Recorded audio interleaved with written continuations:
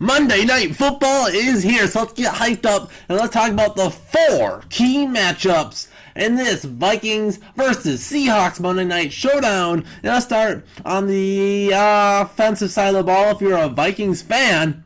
And let's start off and let's see how the Vikings can score against this Seattle Seahawks. Very solid defense.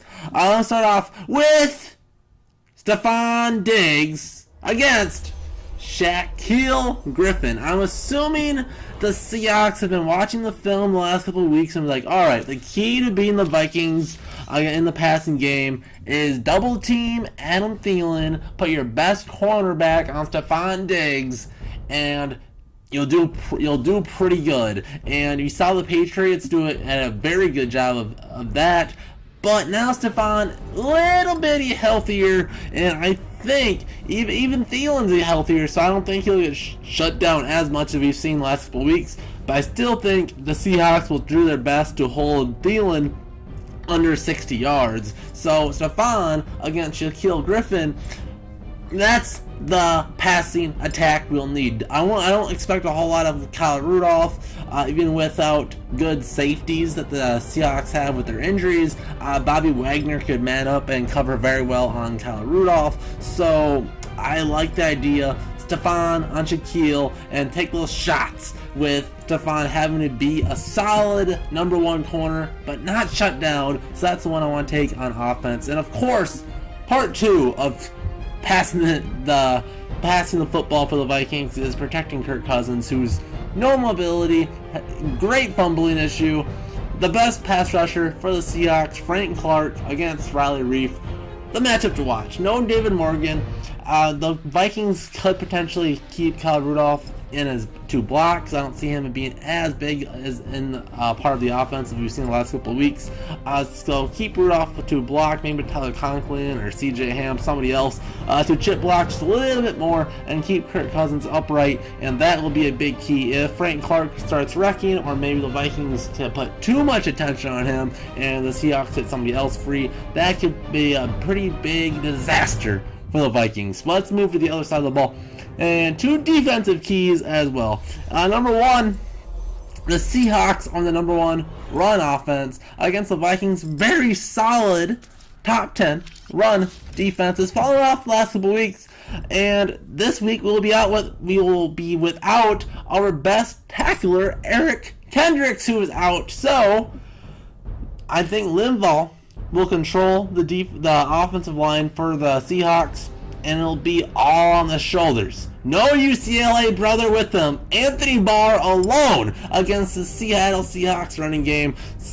Anthony Barr's contract year. Been underperforming the last couple of years. Really hasn't been splashy since his rookie year. Against the number 1 running offense. No help around him. Our defensive tackles good to go to do the dirty work. Anthony Barr should be eating alive the Seahawks. They're going to run the ball whether they like it or not, and Barr will be the guy that's going to make those plays and get those tackles. I fully expect, if Barr wants to be on the Vikings next year or wants to get the big money contract in the offseason from somewhere else, this is a 15 to 20 tackle, 3 to 5 tackle for a loss performance. If this is an 8 tackle, no tackle for a loss performance, I think he'll get mediocre to above average, maybe because he's a Pro Bowl caliber linebacker who's got them through the Pro Bowl a couple times. But he does not deserve that big money that he wants, and this is be a game where he has to show that he's worth that money. I also expect maybe a decent game from Ben Gedeon, who isn't known for a whole lot as far as a good linebacker, but he is a very solid run defending linebacker, so this could be a big game for him. But the Seattle Seahawks know the Vikings have a good run defense. They know the Vikings are banged up in the secondary, and they know we sometimes suck at tackling right off the bat. So Tyler Lockett against probably Xavier Rhodes. I don't know if Lockett's enough of a threat that the Vikings will shadow him with Rhodes. But without Waynes and Holton Hill being the other option. I think the Vikings would much rather Rhodes on him, and Rhodes isn't good at covering shifty, quick receivers. So this is such a tough matchup, and I think how the Vikings counter it, because I don't think Rhodes wins this battle very often. I think we have to double him and let the run defense take care of their job up front. I think realistically this would be a good matchup for Mike Hughes if he had an ACL in his knee. But instead we don't have Waynes, who's fast but not really quick, so it's still not a good matchup there. Holton Hill is too basic and still a lot more of a Rhodes type, better against the bigger body receivers. So it'll be a Rhodes and probably some safety help. Hopefully probably more Anthony Harrison Smith, because we would like Harrison Smith to help against the run.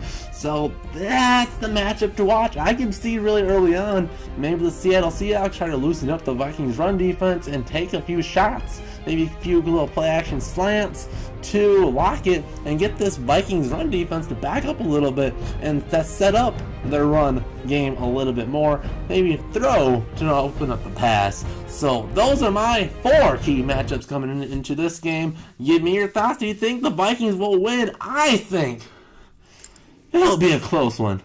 I have such a hard time deciding what the score prediction is going to be, but I think the Vikings have had enough. They come through in a nail-biter. Unfortunately, because it'll be Monday night and I'll be all out of alcohol by then.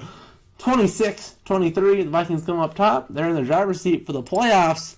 So give me your score prediction in the comment section down below. And we'll see you guys in the next Josie Vikings video. Stay tuned for the game recap. See you guys then.